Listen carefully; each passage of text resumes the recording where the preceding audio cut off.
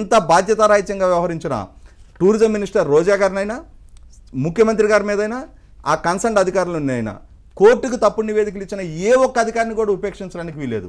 ఖచ్చితంగా వాళ్ళ మీద క్రిమినల్ కేసు నమోదు చేయాల్సిందే. కాదు సార్, ఆవిడ ఓపెన్ చేసిన సందర్భంలో మాట్లాడుతూ అసలు ఎలా మాట్లాడతారు టూరిజం కోసం అని చెప్పి. ఆవిడకి తెలుసు కదా మొత్తం ఏం జరుగుతుంది, దీంట్లోకి వాళ్ళు ఎప్పుడు వెళ్ళబోతుంది తెలుసు, లోపల ఎంత విలాసవంతమైన ఒక రాజ కోట నిర్మించి టూరిజం కోసం అని చెప్పి మాట్లాడారు. రేపు ఆవిడ మీద ఖచ్చితంగా విచారణ జరగాలి. ఆమె నోటితోటే ఆమె ప్రెస్ మీట్లో జగన్మోహన్ రెడ్డి గారు అడ్మినిస్ట్రేటివ్ క్యాపిటల్ కోసం పరిపాలనాపరమైన అవసరాలు రీత్యా విశాఖపట్నంలో స్టే చేయడానికి 3-man కమిటీ ఈ భవనాలని జగన్మోహన్ రెడ్డి గారి నివాసయోగ్యంగా ఉన్నాయి అని చెప్పని రికమెండ్ చేశారని చెప్పని స్టేట్మెంట్ ఇచ్చింది.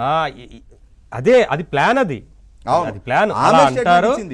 ఆయన బాగుంటుంది అంటారు అని అడిగి చెప్పి అక్కడికి రావడానికి ఇవంతా ప్లాన్స్.